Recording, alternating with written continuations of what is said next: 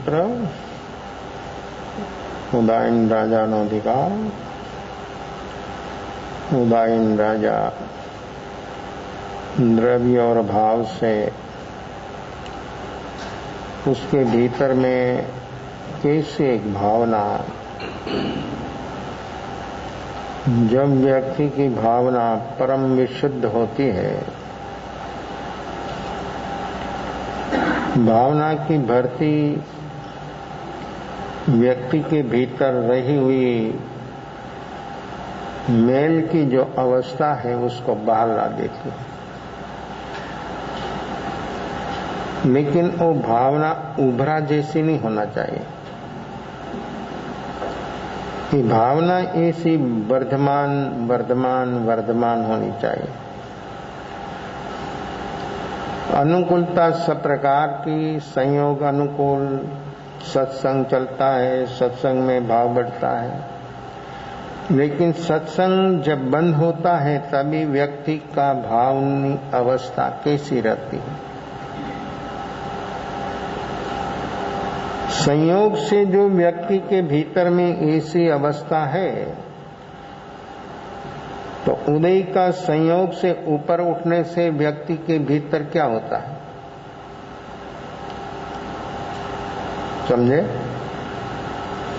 सत्संग, वातावरण, माहौल ऐसा हुआ तो अपना भाव बढ़ता है। और व्यक्ति उदय भाव से जो ऊपर उठे तो उसका भाव कैसा होता है? ये जो है शुभ शुभ शुभ की अवस्था है, और उदय से ऊपर उठा तो शुद्ध है, क्वालिटी बदल गई।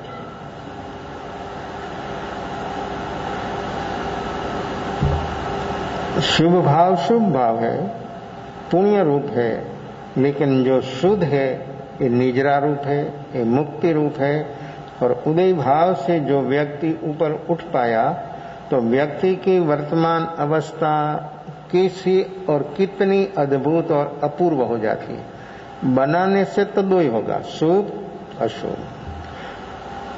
और उसमें भी जो कर्तापना का भाव है तो व्यक्ति का शुभ भाव भी कस बीना, उसमें कुछ दम नहीं रहेगा। शुभ भाव होता है, लेकिन कर्तापना का भाव इस शुभ भाव को खा जाता है। व्यक्ति को मालूम नहीं है। ऐसे ही अपेक्षा में कोई भी प्रवृत्ति व्यक्ति को अपेक्षा से हुई और हो रही है, भाव होगा शुभ। अच्छी प्रवृत्ति हो तो भाव शुभ होगा, लेकिन उसकी जो भीतर में अपेक्षा है वो भाव को रुकावट करने वाली है। वो व्यक्ति को मालूम नहीं है, प्रवृत्ति कर रहा है, लेकिन ये प्रवृत्ति से भीतर से जो प्रवृत्ति है, लेकिन भाव को रुकने वाली चीज है अपेक्षा। अपेक्षा से भाव रुक गया। भाव क्यों रुक गया? तो वहां पर कोई भी अपेक्षा हुई तो वहां प्रकृति काम कर रही है, वो समझे।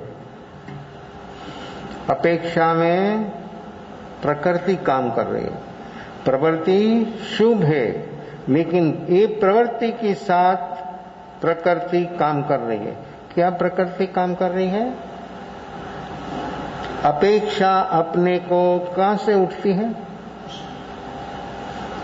कोई भी अपेक्षा, किसी भी प्रकार की अपेक्षा कहां से आती है? उसकी गंगोत्री कहां है?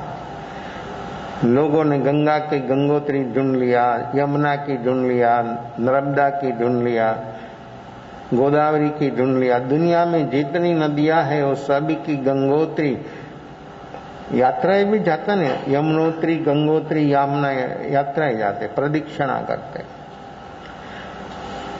मेरे भीतर में ये अपेक्षा की गंगोत्री कहां पर है? ये नहीं ढूंढा। कितना नजीक है, और वो तो कितनी गंगा के गंगोत्री ढूंढने के लिए तो बहुत बहुत व्यक्ति को विकट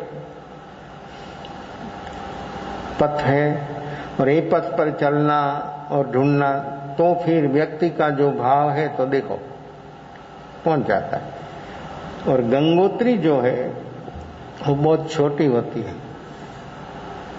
बहुत छोटी होती है, छोटा बच्चा भी पार कर जाता है, इतना ही होता है। कोई भी नदी उसकी गंगोत्री जो है बहुत छोटी, छोटा बच्चा भी एक आसानी से पार कर देता है। लेकिन गंगा जब इलाहाबाद में आती है तो क्या होता है, उसको जो सामी पार जाना हो तो व्यक्ति को तैरना आता हो तो भी नाव चाहिए, नाव के बिना व्यक्ति पार नहीं हो सकता। कितनी बढ़ गई, कितना विशाल उसका क्षेत्रफल हो गया। क्यों? उसमें बहुत दूसरी नदियां, दूसरा पानी, गांव गांव से जहां से ये पास होती है उसमें उसका दूसरों का संयोग होता है। अपने भीतर भी ऐसा है भाई, लेकिन अपने तो क्या बोलना। तो गंगोत्री छोटी ही पार कर जाता है। जो व्यक्ति ने गंगोत्री ढूंढ लिया तो व्यक्ति आसानी से एक क्षण में पार, समय नहीं लगेगा, बहुत छोटी चीज है। फिर बाराही तो चलती है ना, गंगा चलती है, प्रवाह पूर्व से जो आती हो गंगा, पूर्व से आती हो गोदावरी, तो ऐसे व्यक्तियों ने निश्चित कर लिया है ये गंगोत्री यहां से निकली और गंगा, तो ऐसी अपनी इच्छाओं की गंगोत्री कहां से निकलती, और बाहर आई तो कितना विस्तार। वो गंगा, यमुना, गोदावरी, सरस्वती, नर्मदा, वो तो सब लिमिटेड है, उसकी कितना किलोमीटर की है उसकी यात्रा। देखो कोई भी नदी का लक्ष्य होता है समुद्र को मिलना। नदी कभी भी, कोई भी नदी कोई भी जगह से पास होती है, लेकिन उसका लक्ष्य है समुद्र। समुद्र में फिर नदी नहीं बोली जाती, वही समुद्र बोला जाता है। नदी में मिलन हो गया तो कैसा उसका रास्ता होता है, वो कोई योजना होती है, योजना बना तो कैनाल होती है, योजना से कैनाल होगी, नदी नहीं होगी। नदी की कोई योजना नहीं, सहज सहज निकलती है और सहज समुद्र तक पहुंच जाती है।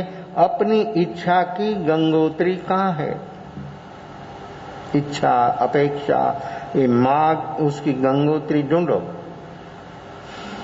लेकिन व्यक्ति वो ढूंढने के लिए कभी तैयार नहीं हुआ, और नहीं ढूंढेगे तहां तक महासागर में उसका मिलन नहीं, अनंत अस्तित्व के उसका मिलन नहीं होगा। अपने को अनंत अस्तित्व के साथ एक रूप जो होना हो तो व्यक्ति को एक दफा ये गंगोत्री, इच्छा अपेक्षा की गंगोत्री कहां पर है वो अपने को ढूंढना पड़ेगा। आसानी से पार हो जाए, एक क्षण में पार हो जाएगी। कितना समय? एक क्षण। लेकिन ढूंढना कहां है? बहुत बहुत अपेक्षा है, बहुत बहुत जीवों की मांग है, वो सब एक जगह से खड़ी होती है और बाहर आते तो कितनी फैलती है। तो समुद्र का भी माप है, नदियों का भी माप है, लेकिन इच्छा अपेक्षा अनंत माप नहीं। तो एक पॉइंट से जो बाहर आई चीज उसकी अनंत फैलाव 14 राजलोक क्षेत्र में उस फैल जाता है। अणु अणु के साथ उसका मिलन हो जाता है। जहां जहां अपेक्षा होती है वहां पर व्यक्ति हरदम बाहर चलता है, बाहर चलता है। भीतर में जो व्यक्ति को आना हो तो व्यक्ति को उसका गंगोत्री कहां से निकली, ये इच्छा कहां से खड़ी हुई, वो व्यक्ति को ढूंढना पड़ेगा। और वो जो व्यक्ति ढूंढेगा तो सचमुच वो सब इच्छाओं एक साथ उसका अंत हो जाएगा, बाहर आ जाएगा। ये काम अपना है और ये है वर्तमान। ये वर्तमान के सिवाय वो काम कभी होना कभी संभवित नहीं। लोग प्रत्यक्ष सुने के परोक्ष सुने, लेकिन भीतर में अपेक्षा कहाँ पर है वो व्यक्ति खुद की भीतर है, वो देखना है। ये 6 फुट की अपेक्षा नहीं है। किसकी है 6 फुट की? 6.5 7, बस एंड आ गया। तो इतना छोटा क्षेत्र में इतनी अपेक्षा उठती है। ये सारा शरीर भी 14 लाख लोग की अपेक्षा से तो एक पॉइंट भी नहीं है। हिंदुस्तान का नक्शा आप देखो, चार्ट, तो वहां ये मद्रास है, एक बूंद है,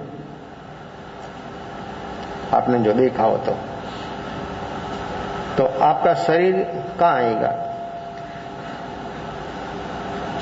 हिंदुस्तान का नक्शा में तमिलनाडु, मद्रास नहीं, तमिलनाडु, तमिलनाडु क्षेत्र एक बूंद है। तो फिर अपना शरीर का वहां जगह है? देखो नक्शा में जगह नहीं है, परमात्मा पास जगह करना है, हो सकती, वहां हो सकती। जो व्यक्ति ने इच्छा अपेक्षा की गंगोत्री जो ढूंढ लिया, व्यक्ति उसी से जो ऊपर उड़ गया, तो वो परमात्मा के पास जगह नहीं, वो खुद परमात्मा हो जाता है। कैसा है? लेकिन व्यक्ति कितना सुस्त है, कैसा प्रमाद है। ये प्रमाद जहां तक व्यक्ति के भीतर रहेगा तहां तक व्यक्ति कभी भी ये ढूंढना शक्य नहीं। ढूंढेगा वो प्रमाद से जो ऊपर उठ जाएगा, वो व्यक्ति को वो आसानी से मिल जाएगा। अपेक्षा मात्र उठती है दर्शन मोह से। पौना भाग का प्रश्न मैंने बोल दिया, अभी वो पॉइंट कहाँ है ढूंढो। अपेक्षा कहां से उठती है? दर्शन मोह, भ्रांति। अपेक्षा मात्र उठती है दर्शन मोह से, और ये दर्शन मोह कहां पर है? बाहर में नहीं है, बाहर में तो है नहीं कुछ, अपना कुछ बाहर में नहीं है। जो बाहर में हो सब अलग, ये शरीर भी नहीं तो दूसरा क्या अपना। हम मानते हैं बोलते हैं लेकिन ढूंढते नहीं। वो जो ढूंढेगा नहीं तो व्यक्ति की भीतर में छिपा हुआ विराट जो है वो कभी मिलेगा नहीं। ये अपेक्षा विराट को खा जाती है। व्यक्ति को मालूम नहीं, व्यक्ति को खबर भी नहीं कि ये मेरी भीतर उठती अपेक्षा मुझे कहां ले जा रही है। और ये अपेक्षा पूरी करने के लिए व्यक्ति समग्रता से उसके पैर लग जाता, समय शक्ति साधन सब लगा देता है, तो भी अपेक्षा व्यक्ति की पूरी होती नहीं। हजारों लाखों से एक आध कभी पूरी हुई तो उठेगी कितनी?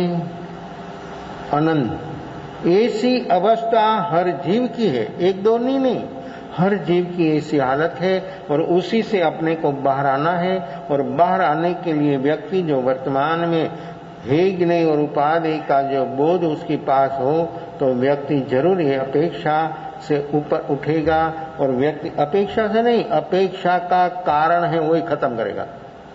दर्शन मोह से उठ रही है अपेक्षा, दर्शन मोह ही खत्म हो जाएगा।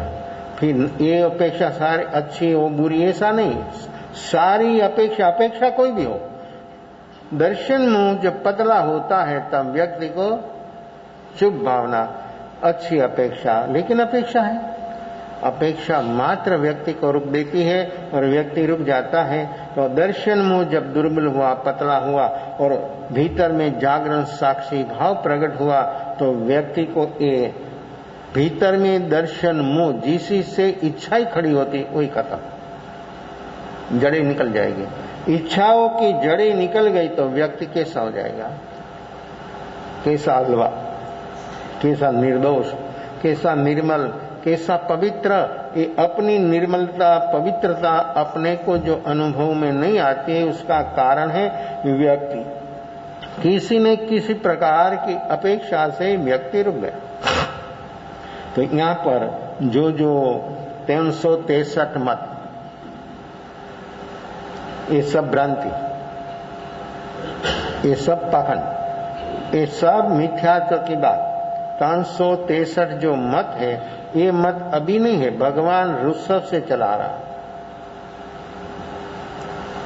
भगवान ऋषभ के साथ 4000 पुरुषों ने मुनि जीवन स्वीकारा और साधना कर रहे थे। तो उस समय युगलिया धर्म से आ रहा था, युगलिया धर्म पूरा हो रहा था। और फिर भगवान ऋषभदेव तो नाभि राजा के 7वां कुलकर है और उसके पहला 6 कुलकर हुआ। वो 6 राजाओं ने थोड़ी थोड़ी सफाई किया, थोड़ा थोड़ा ठीक किया। तो फिर लोगों को खबर नहीं थी, लोगों को मालूम नहीं था कि धर्म क्या है, पुण्य क्या है, पाप क्या है, वो कुछ मालूम नहीं था। युगलिया तो सिर्फ कल्प वृक्ष से उसको सब कुछ नहीं था। देखो वहां भी इच्छा हुई, 10 प्रकार का सुख अनुकूलता कल्प वृक्ष से युगलिया को मिलता। इच्छा ए लोक की, तो ए लोक की इच्छा से जुगलिया को एक चीज मिलती है, जीवन जरूरी। इच्छा हुई हाजर। ये कल्प वृक्ष, ये कल्प वृक्ष और युगलिया ये भी पुण्य का उदय है, उसमें दूसरी कोई चीज नहीं है। और ये जीवो किसी को मिलते हैं, इच्छा हुई वस्तु हाजर, किसी को मिलना नहीं, आना नहीं, जाना नहीं, प्रोग्राम नहीं, कुछ नहीं, लेना नहीं देना। इसलिए वो जीवों का राग देश बहुत मंद होता है, बहुत मंद होता है। तो ये मंद होने से देखो, राग द्वेष कोई भी जीव लक्ष्य के बिना, स्वरूप का लक्ष्य के बिना व्यक्ति का राग द्वेष जो मंद होता है उसी से पुण्य होता है, धर्म नहीं। तो युगलिया मनुष्यों कलियोपम सागरोपम कायु, और कभी किसी को मिलना नहीं, आना नहीं, जाना नहीं, इसलिए बहुत राग द्वेष कम। तो उसको इतना पुण्य होता, इतना पुण्य होता, तो वो पुण्य से आयु और एक दूसरों का वियोग नहीं। देखो, एक को छीक, एक को जम्बाई, आयु पूरा एक साथ, और उसकी सब क्रिया देव लोग कर देते। देव कैसा है? ऐसा होने पर राग द्वेष बंद, बहुत मंद होने से जीवों को पुण्य होता है। जुगलिया आयु पूरा होने के बाद देवलोक में जाते हैं। तो पुण्य से जीव को देवगति मिलना आसान है। स्वरूप लक्ष्य से जीव ने कभी काम किया नहीं है, और स्वरूप लक्ष्य के बिना कभी आत्मा ये इच्छाओं का कारण से ऊपर उठ पाए, ऐसी कोई संभावना नहीं है। तो नाभि राजा, फिर भगवान ऋषभ ने लोगों को 64 कला, स्त्रियों की और 72 कला पुरुषों की, वो सब सिखाए भगवान ऋषभ ने। देखो ये ज्ञान से लोगों को क्या होना, जीवन व्यवहार कैसा चलाना, कैसे सब कुछ काम करना, वो सब सिखाया। तो 84 लाख पूर्व का युग भगवान ऋषभ का, 84 लाख पूर्व, करोड़ से गुणों, 1 करोड़ से ऐसा 1 पूर्व, ऐसा 84 लाख पूर्व का युग। 83 लाख पूर्व वो ग्रस्त धर्म में रहा। 1 लाख पूर्व जब जीवन बचा तब उसने मुनि जीवन स्वीकारा। तहां तक लोगों का बाहर से जो क्या करना, कैसा, वो सब सिखाए। मुनि जीवन स्वीकारा तो उसके साथ 4000 पुरुषों ने मुनि जीवन लिया। तो लोगों को अभी भी मालूम नहीं था कि मुनि जीवन लिया तो उसको कैसे अन्न पानी, खुराक, आहार पानी देना, उन लोगों को कुछ मालूम नहीं था। सरल था, बहुत सरल जीव था। और विशेषण भी है शास्त्रों में। पहला भगवान ऋषभदेव का शासन में चतुर्विध संघ को विशेषण है रुजु जड़ा। रुजु सरल पण जड़, बोला कि ऐसा नहीं करना तो बस, दलील नहीं, ऐसा क्यों, ऐसा नहीं होना, वो दलील बस बंद। रुजु जड़ा, रुजु सरल लेकिन जड़। क्यों? अभी जुगलिया धर्म की असर थी, इस हिसाब से वो लोग सरल थे। देखो जुग कल्प वृक्ष का सुख भी कैसे बंद हो गया? राग द्वेष बढ़ने से। कल्प वृक्ष था लेकिन उसी से जो मिलता सुख था साधन, वो बंद हो गया। क्यों? तो के राग द्वेष। तो निश्चित है कि व्यक्ति को राग द्वेष और कषाय होने से ये लोक का परलोक का कुछ नहीं मिलता, व्यक्ति दुख और दुर्गति में चला जाता। ऐसा है। राग द्वेष और कषाय जहां पर होगा वहां पर जीव को हरदम दुख ही दुख होगा। वर्तमान में भी दुख तो भावी में भी दुख। जैसा वर्तमान ऐसा अपना भावी होता है। भावी को समृद्ध बनाना है तो वर्तमान में जियो, भावी में भगवान होना है तो वर्तमान में सम्यक दर्शन बोधि पाओ, प्राप्त करो, वो शक्य है। तो वर्तमान में जो सम्यक दर्शन बोधि प्राप्त हो गया तो भावी में भगवान, उसको कोई नहीं रुक पाएगा, कोई नहीं रुक सकता। ऐसी वर्तमान अवस्था में जो व्यक्ति जिएगा तो उसका काम हो जाएगा। तो पुण्य से व्यक्ति को ऐसी ऐसी बहुत बहुत चीजों मिलती है, लेकिन स्वभाव रूप आत्मधर्म जो प्राप्त करना है वो तो व्यक्ति को स्वरूप लक्ष्य और भीतर में जागरण साक्षी भाव जो होता है तो वो काम होता। उसके बिना वो काम होना कभी संभवित नहीं, कभी संभवित नहीं। तो ये युगलिया धर्म की बात भगवान ऋषभ। तो ये अवस्था में मुनि जीवन सिकारा तो आहार पानी कैसे देना लोगों को कुछ मालूम नहीं। गोत्री के लिए तो जाते थे, तो लोग क्या करते? ये तो अपना राजा है, उसको कोई खुराक की थोड़ी जरूर हो। देखो हर व्यक्ति की मान्यता, राजा को संपत्ति चाहिए। तो लोग हीरे मोती जवाहरात थाल भर भर कर उसके सामने रख देते, देखकर वापस लौट जाते। भगवान ऋषभ साधना क्षेत्र में भिक्षा के लिए तो जाते थे, लेकिन लोगों को मालूम नहीं था, इसलिए ऐसी अवस्था में वो वापस लौट जाते। ऐसा एक साल 13 महीना 13 दिन तक उसको कुछ नहीं मिला।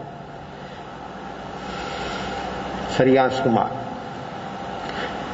ऋषभ का पोता, चक्रवर्ती भरत का बेटा, उसको एक सपना आया।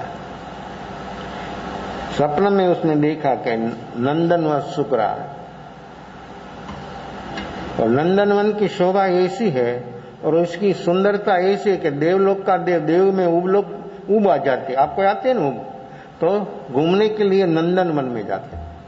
तो नंदनवन की शोभा देवलोक से भी बढ़िया है। ये मृत्युलोक में, पृथ्वी पर, यहां से स्वर्ग में नहीं है ऐसा, यहां मृत्युलोक में मेरू पर्वत का नंदनवन में है ऐसा। कैसा है? इतनी शोभा। और हर तीर्थंकर का जन्म महोत्सव देवलोक के देव इंद्रो आकर मेरू पर्वत पर इन नंदन वन में, जहां पर पूर्वी शिलापट है, वहां पर भगवान बचपन में जन्म के साथ उड़ा जाते, वहां उसका जन्म महोत्सव मनाते और मेरू पर्वत। तो मेरू पर्वत की शोभा और मेरू पर्वत की विशेषता ये 4 वनों से है। तो उसमें नंदन वन जो है इतना बढ़िया है, इतना सुंदर है कि बस जिसकी कोई सीमा नहीं है। तो ये नंदन वन जैसी शोभा उसी से भी अपने भीतर अच्छी शोभा है। कैसा है अपना भीतर जगत कैसा? लेकिन भीतर जगत हरदम हमने अछूत बना दिया, कभी वहां पर हम पहुंचे नहीं। तो ये वस्तु कैसी है वो हमको कुछ मालूम नहीं है। तो ये भगवान ऋषभ, तो ये शुभ भाव और ये लोग 13 महीना 13 दिन उसको सपना आया कि नंदन वन सूख रहा है। सोते सोते उसको जाति समझान हो गया। सपना के बारे में इतनी गहराई से उसने आंख खुलने के बाद सोचा, डूबा भीतर, तो जाति श्रवण ज्ञान हो गया। ये जाति श्रवण ज्ञान में देखा कि नंदनवन नहीं पर नंदनवन से भी अधिक भगवान ऋषभ सुख रहा। कैसे? तो कि भगवान को इतना समय से अन्न पान, देखो ये शरीर किसी का भी हो, भगवान ऋषभ का हो कि भगवान महावीर का हो, शरीर को जब अन्न पानी नहीं मिलता तो सूख जाता है। शरीर परमात्मा नहीं है, भीतर चेतन भगवान जो विराजता है वो परमात्मा है, लेकिन लोग देखते हैं शरीर को। मतार्थी का लक्षण है ना, जे जिन दे प्रमाण समो शरणादि सिद्धि वर्णन समझे जिननु रोग की रहे निज बुद्धि। मतार्थी की ये सी अवस्था, बाहर की समूह शरण की रत्ना देखता है, कैसी होती है रत्ना, और वो रत्ना देखने में रुक जाता है, भगवान की वाणी नहीं सुनता है, भगवान का दर्शन भी नहीं करता। देखो गया लेकिन कहाँ रुक गया, ऐसा ही अपना हुआ है। दूसरों का नहीं समझना, हम भी झांक आए लेकिन ये बाहर की शोभा देखने में रुक गया। इतना बढ़िया ठाठ माठ बोलना क्या, लाखों नहीं अरबों नहीं, पूछना क्या, आपको कितनी जरूरत है बोलो, दे दो, ले जाओ। तो कौन लेता है? जिसको जरूरत हो वो ले जाता है। समूह शरण में तो कैसा है, कैसी इसकी ठाठ माठ है कि जिसकी इंद्रो जिसकी सेवा में हाजिर हो जाता, वहां पूछना क्या। तो जिनेश्वर जे जिन देह प्रमाण समूह शरणादि सिद्धि वर्णन समझे जिन्नु रोक के रहने, वो खुद की बुद्धि वहां रुक जाती है। बाहर से देखकर समूह शरण परमात्मा नहीं है, रत्न जड़ी सिंहासन, 3 छत्र, अशोक वृक्ष, 64 इंद्रों, चामर विनते, वो परमात्मा नहीं है। वो परमात्मा का पुण्य का उदय आप लोग देख रहे हैं, उदय भाव में, उसका उदय में आप लोग एक हो जाते हैं। उदय है किसका? परमात्मा का। वो उदय देखकर आप लालायित हो जाते हैं, आपका मन अंदर से सोचने लगे, बोलने लगता है कि ऐसा मुझे हो तो मुझे मिल जाए ऐसा। आगे चलकर कोई परमात्मा का देह शरीर वो देखे कैसा शरीर होता है। जब जब तीर्थंकर जहां जहां विचरते, उसका जो शरीर है ऐसा शरीर किसी का नहीं होता, देवों का भी नहीं। देवों भयंकरी शरीर से बनाना मांगता है, कामदेव का शरीर सर्वदेवों में इतना अद्भुत है, लेकिन परमात्मा जैसा शरीर वो लोग भी बना नहीं सकते। तो ये परमात्मा का शरीर भी परमात्मा नहीं है, अपने तो परमात्मा भीतर में विराजमान है। ये परमात्मा को अपने को ढूंढना। तो श्रेयांश कुमार को स्वप्न आया कि परमात्मा सुख रहा है, तो शरीर जो परमात्मा इधर पधारे तो मैं भगवान को आहार दान दूं। कैसी भावना, भावना बहा रहा है। भगवान ऋषभ पधारे वनिता नगरी में, पहुंचे राज दरबार में। अभी भी छोटे छोटे खेड़े गांव में जो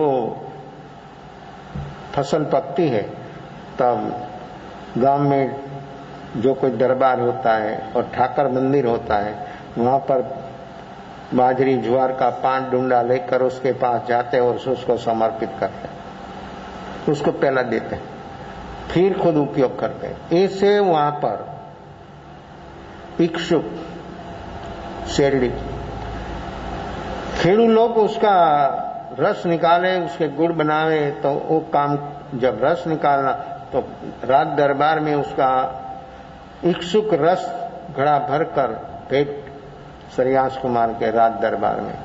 भगवान ऋषभ पधारे, ये रस देखो सब कैसा होता है, कैसी व्यवस्था हो गई। चित्त वित्त और पात्र, यादृशी भावना त्यादृशी सिद्धि भवती। जैसी जैसी व्यक्ति की भावना होती है, ऐसी सिद्धि व्यक्ति के सामने हाजिर हो जाती है। ऐसी भावना तो भावना जैसा ही मधुर से मधुर इक्षुक रस, कैसा मधुर, जिसी से शक्कर का निर्माण होता है, उसमें कितनी मधुरता, ये मधुर कैसा। तो पड़े थे भगवान ऋषभ तो कर पात्री, उठाया घड़ा श्रेयांश कुमार ने और भगवान को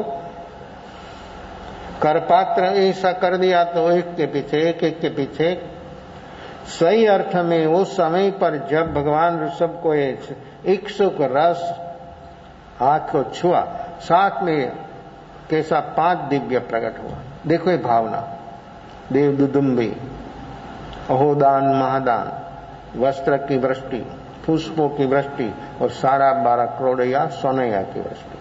वो कौन करते? सब देव। ये दान की महिमा, दान की विशेषता, परम सौभाग्य है मनुष्य का कि ये दान मनुष्य दे सकते हैं, देव नहीं। संपत्ति कोई सीमा नहीं है देवलोक के देव के पास, पर लेकिन कुछ दे नहीं सकता। तो मनुष्य कोई भी हो तो उसको देने की भावना और दिया वस्तु की विशेषता नहीं है, विशेषता है व्यक्ति की भावना की। ये 5 दिव्य प्रकट होता है। जहां जहां तीर्थंकर का आहारदान होता है वहां पर ये 5 दिव्य प्रकट होता है। कोई भी समय पर तीर्थंकर जहां पर विचरते, कोई भी चीज दिया, फेंक देनी जैसी चीज दिया तो भी ये 5 दिव्य प्रकट होता है। ऐसा है पुण्य परमात्मा का।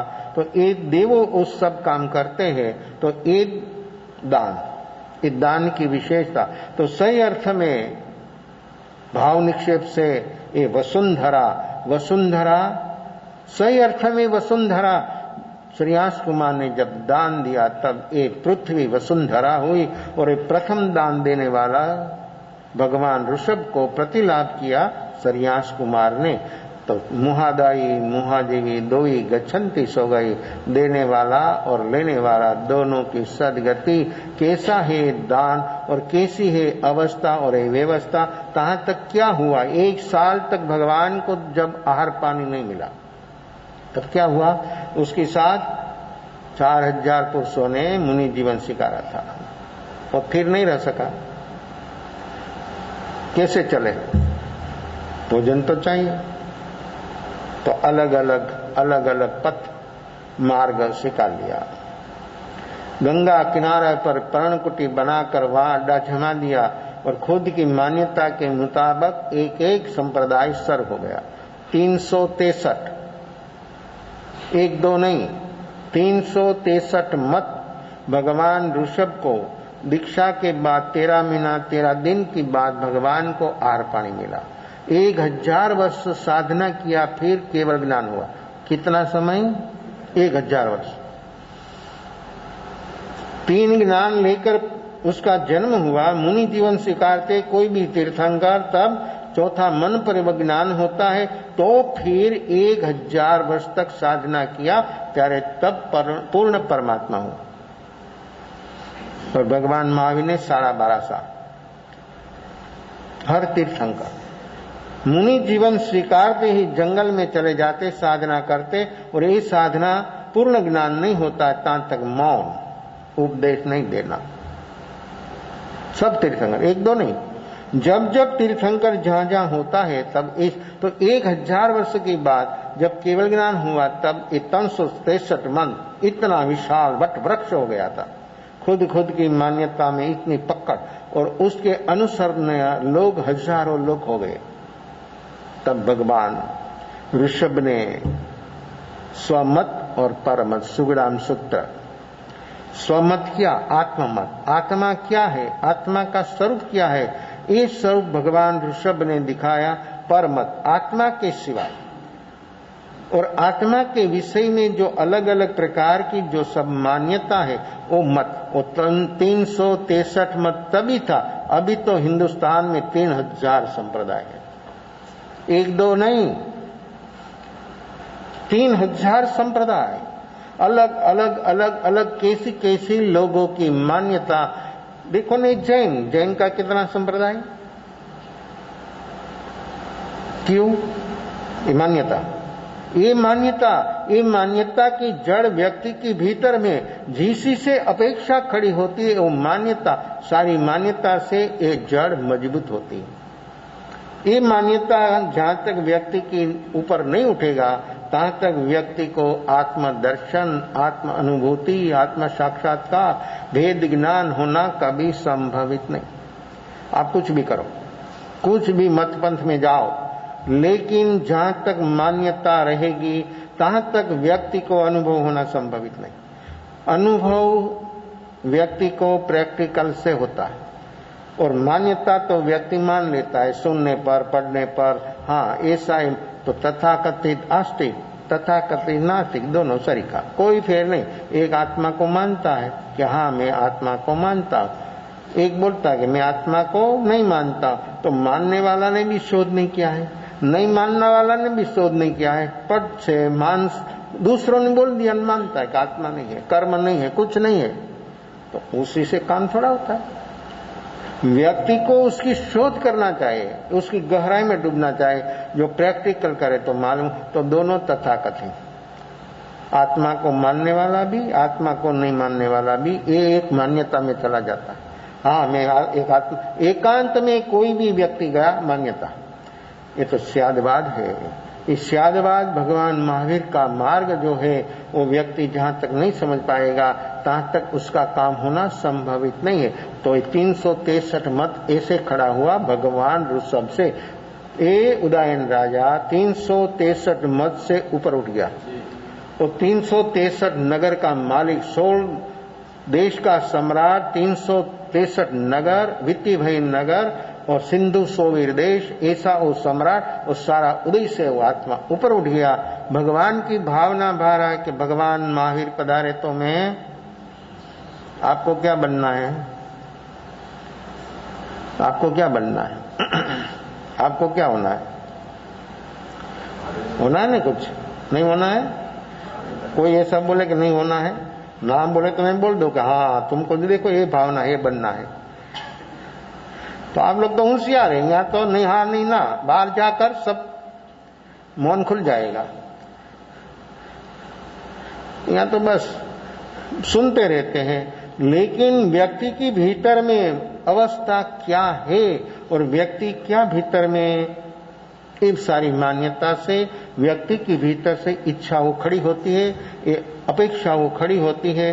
वो अपेक्षा की जड़ अपनी भीतर है, उसी से अपने को बाहर आना है। तो 363 तो उस समय पर था, अभी तो बहुत मत पंथ बहुत बढ़ गया है। जैन भगवान महावीर, उसका भी संप्रदाय कितना, वो सब चल रहा है, हर हर दुकान खोल कर चलाता है, दुकान चलती आराम से, उसमें कोई तकलीफ। ग्राहक है ना, माल कैसा माल, जैसा माल चाहे ऐसा माल दुकान में रख देते तो मिल जाता है ग्राहक। तो ये सब दुकानदारी है, ये माल कैसा है वो चकासनी कर। व्यक्ति जो जागेगा तो खबर होगा कि ये व्यक्ति की वर्तमान अवस्था क्या है और स्वभाव रूप धर्म क्या है। और स्वभाव रूप आत्म धर्म जो अपने को अनुभव में लाना हो, तो व्यक्ति सचमुच भीतर से ये अपेक्षा की मांग की जड़ कहाँ है, वो व्यक्ति जो खत्म हो जाए, तो व्यक्ति को बोधि सम्यक दर्शन कैसा है, ये जड़ अपनी भीतर है, उसी से अपने को बाहर आना है।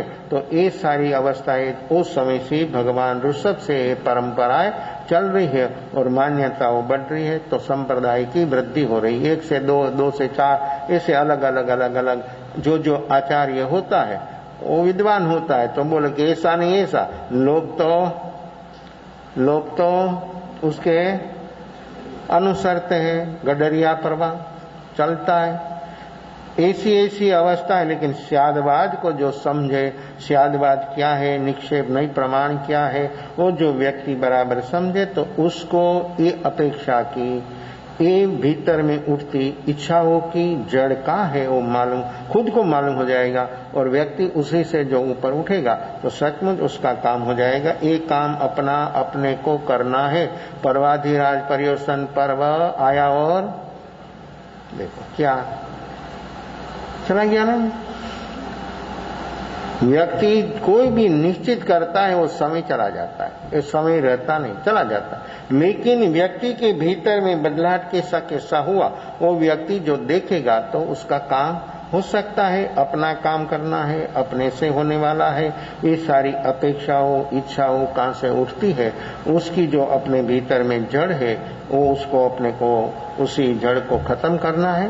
और एक खत्म करने के लिए एक क्रियावादी, अक्रियावादी, विनयवादी, ज्ञानवादी, ऐसी 363 मत वो अपने को आप लोग बोले कि इतना जानना और एक कुछ करना, वो बोलेंगे ये तो तुम्हारे लिए है, तुम जानो तुम सुनाओ हम सुनेंगे, बस इतना।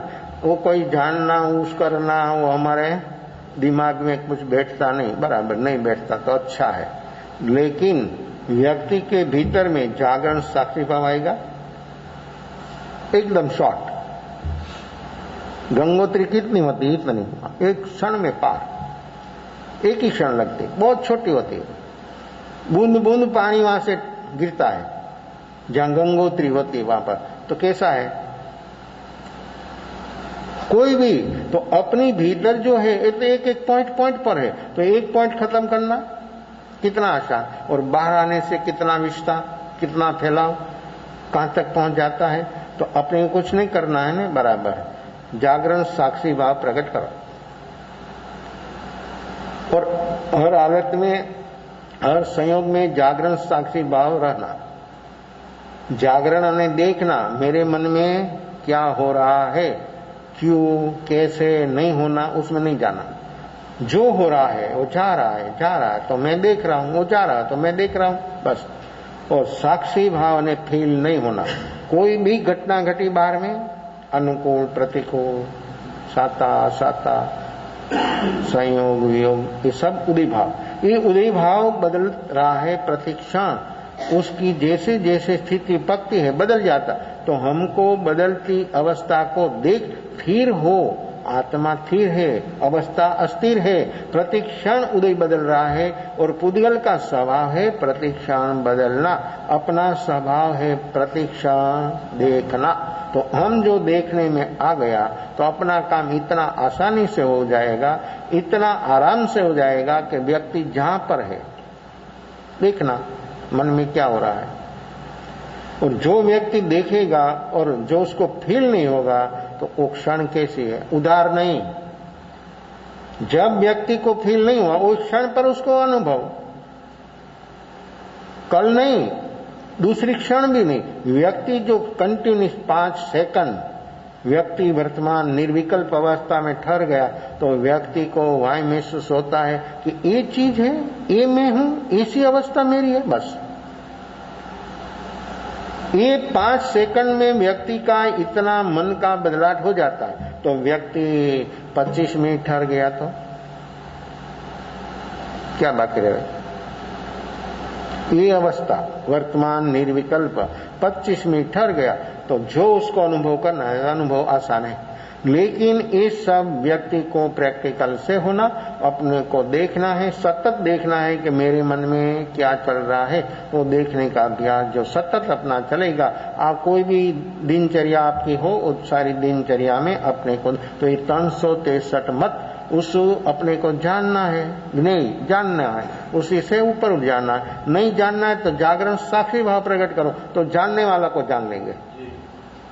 363 मन नहीं जानना है बराबर, तो जानने वाला को जान लो, तो वो सब आपके सामने आ जाएगा। हाँ, ये आत्मा, ये मैं, और ये सब पर। तो पर है वो 363 है, और स्व हूं एक आत्मा चेतन भगवान, तो उसका उपयोग एक है। तो उपयोग ऐसा झकझोर व्यक्ति का जो हो जाता तो काम उसका पूरा। इसलिए तो भगवान महावीर ने ऐसा फरमाया, एक अंग जाने सब अंग जाने। एक को जान लिया, समस्त विश्व को जान लिया, कोई बचता नहीं। ज्ञान में कोई बचता नहीं। राग द्वेष में व्यक्ति की आत्मा का असंख्यात प्रदेशों को लपेट लेता है। ऐसे ज्ञान प्रकट होने से असंख्यात प्रदेश से ज्ञान बाहर आता है। असंख्यात प्रदेश में ज्ञान भरा है, वो व्यक्ति की राग द्वेष की परत जितनी खुलेगी, इतना इतना ज्ञान अंकुरित होगा, बाहर आएगा। लेकिन कभी कभी ऐसी भाववाही व्यक्ति थोड़ा अंकुर हुआ, लेकिन फिर निमित्त आने पर इतना वो गाड़ी रिवर्स चलती है कि जो अंकुर बाहर आया अंकुर नहीं जल जाता। अंकुर जो है ना बहुत कोमल होता है। कोई भी पेड़ बीज का अंकुर जब बाहर आया, चाहे इतना वृक्ष बड़ा हो, लेकिन अंकुर जब बाहर आता बहुत कोमल होता है। इतना कोमल कि उसकी पर थोड़ी मिट्टी ज्यादा आ गई दबाव, मुरझा जाता है, बाहर नहीं निकल पाता।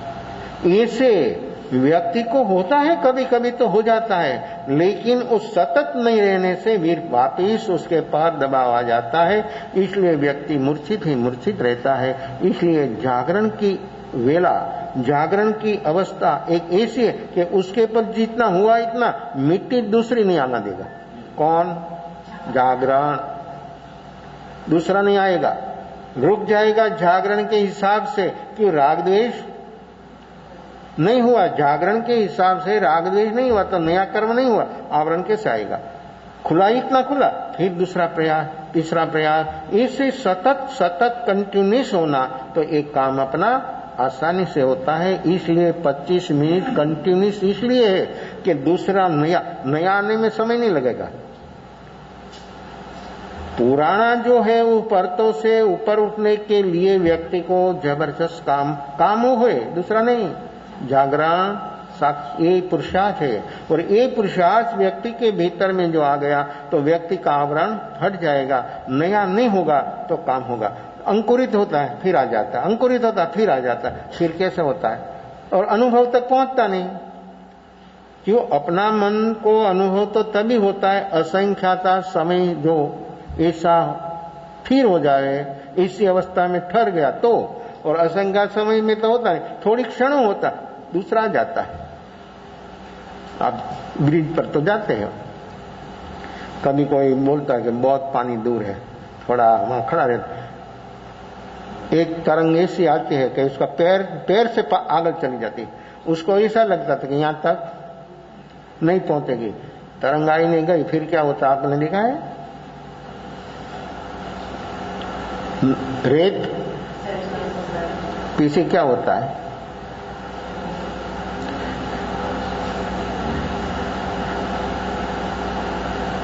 रेत एकदम क्लियर, लेकिन क्या होता है फिर? आप कहां देखते हैं? अभ्यास करो।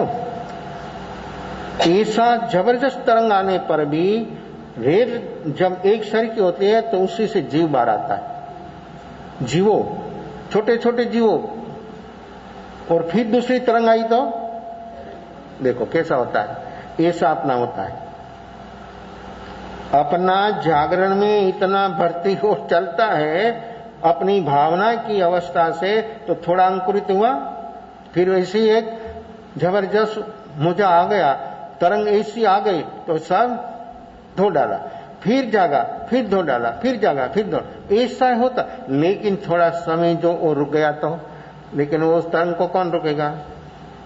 समुद्र की तरंग को कौन रोकेगा?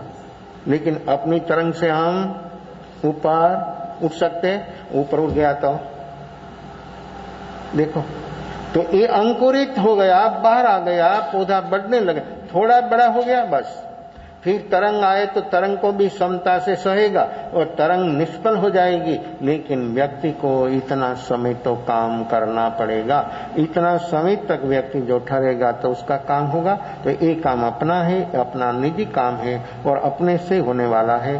समय पूरा हो रहा है, समय तो भागता रहेगा, हम हमारे जीवन में हमारा काम करना है। ऐसा जागरण, ऐसा साक्षी भाव व्यक्ति के भीतर में सतत सतत जो हर अपनी समग्र दिनचर्या में जो रहे तो जल्दी से जल्दी काम। कठिन नहीं है, कठिन इसलिए है कि हम वर्तमान में ऐसी अवस्था में ज्यादा समय टिक नहीं सकता, इसलिए अपने को कठिन लगता है। इसलिए कि तरंग बहुत आती है ना, तरंग के साथ एक रूप हो जाता है। और समुद्र किनारे पर बीच पर खड़ा और व्यक्ति ऐसा कोई रखता है कि ना मुझे कुछ नहीं होगा, ऐसी तरंग आती तो उसको भी, ये तरंग के साथ वो भी देखो कैसा होता है। ऐसे तो बहुत लोग खत्म हो जाता है। ऐसे अपने भीतर में जो जागरण होगा तो तरंग से हम बच जाएंगे। अपनी भीतर तरंगों कितनी उठ रही है, कैसी कैसी तरंग उठ रही है, वो तरंगों से हमको कौन बचाएगा? जागरण साक्षी भाव। दूसरा कोई अपने को कोई नहीं बचाएगा। तो अपनी भीतर 24 घंटा ये तरंगों कैसी कैसी चल रही है। इसलिए भगवान महावीर ने ऐसा फरमाया है, अनेक खल्लु चित अयंग पुरी से, मनुष्य अनेक मन वाला है। जितना तरंग, जितना विचार, इतना प्रकार का अपना मन है, वो मन को अपने को उसी से ऊपर उठना है। जो ऊपर उठना तरीका प्रयोग ये है जागरण साक्षी भाव। जो व्यक्ति के भीतर इस क्वालिटी का जागरण आ गया तो आराम से उसका काम होगा। विचार बंद नहीं होगा, विचार का कारण खत्म हो जाएगा। हम विचार बंद करना मांगता है, विचार बंद नहीं होगा, कभी नहीं होगा। हमारा जागरण साक्षी भाव से कारण खत्म हो जाएगा। आप तरंग रहित एकदम स्वस्थ शांत हो जाएंगे। ऐसी अपनी अवस्था है। ये अवस्था को समझे और व्यक्ति जागे जागे ऐसा जागरण प्रकट करे। सभी का मंगल, सभी का कल्याण, सभी का परम से विशेष भाववेद अवसर पर चदारी मंगलंग अरिंदामंगलं स्वाहुमंगलं केवलीवनन्दोधूमंगलं जलारी लघुदमारिंदालघुदमां स्वाहुलघुदमां केवलीवनन्दोधूमलघुदमां जलारी शरणं भजामि हरियन्ता शरणं भजामि सुधा शरणं भजामि सौ शरणं भजामि केवलीपनन्दं धमं शरणं भजामि चार मंगलिंगारत्तम जार संगरजे गौसागरमांगलगै सकल कर्मणमणियन्दमोक्षदणां सकलयनन् भावदरी जय जीवकरीं देवाय संसारमायि शरणाधारवर शरणं कौ जय नरनारे आदरे अक्षय अविचल बलहो